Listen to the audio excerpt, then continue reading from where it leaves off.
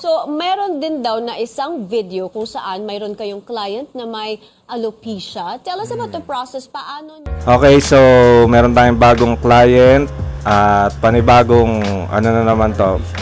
Panibagong alopecia case yung handle natin. So, mas pinili ni sir na hindi makita yung mukha niya. Syempre, kailangan natin itago. So, ayan, eto ngayon yung buhok niya.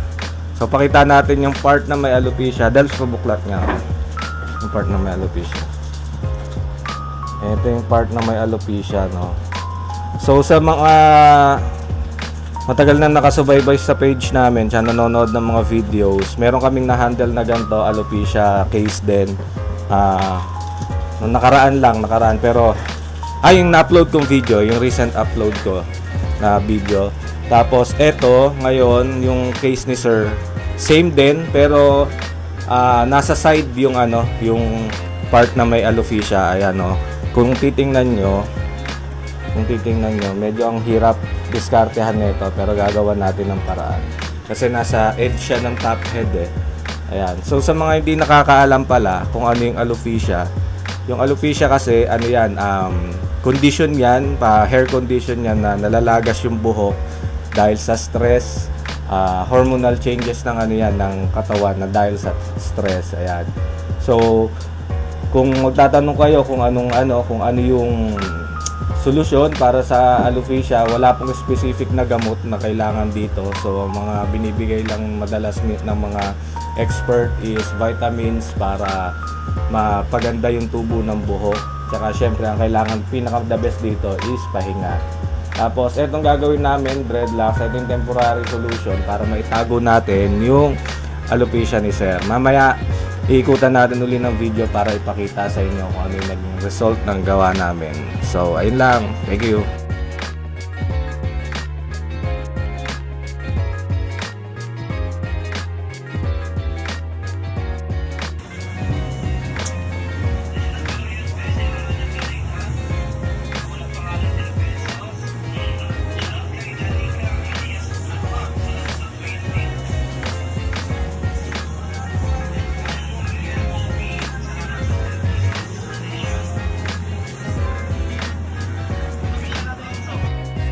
Siyempre dito sa part na to, hindi natin pwede kalimutan gumamit ng Rediculture treatment or yung tinatawag naming Afro-Sperm.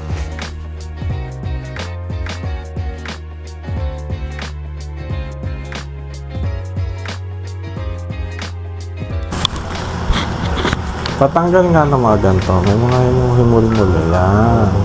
Dami. Mga naligaw.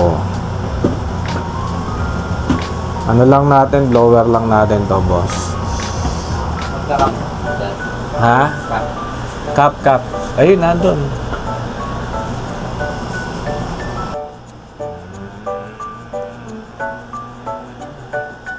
Treatment lang muna tayo. Tapos, saka natin lalagyan ng hairline. Tsaka, gugupitan natin si sir. Normal na gupit lang.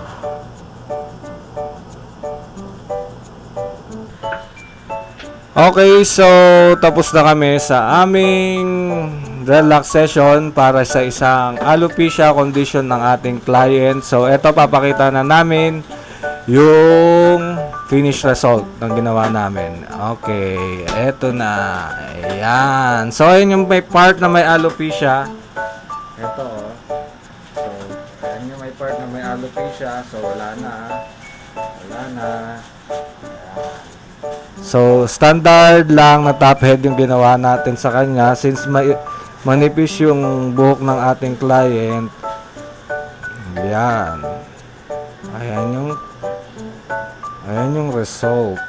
Okay, hindi natin papakita yung mukha ni sir. Ayan. Okay. Back view, ginupitan na rin natin siya. Basic haircut lang para sa top head. Okay. Ikutan natin ng konti para makita natin yung ibang part. Ayan. So, maiksi siya kanina. So, ayan na naikabit namin na maayos. Alright. Okay. Kita nyo ba? Ayan. So, that's it. Thank you for watching. Pero ang aming shop pala ay located sa Laguna Bel Air 2, Santa Rosa, Laguna. Gusto nyo ng service namin, message lang po kayo sa page. Pwede nyo kami i-message sa Facebook.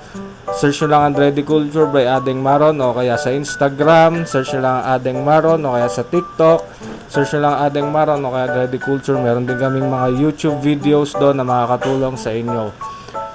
Thank you!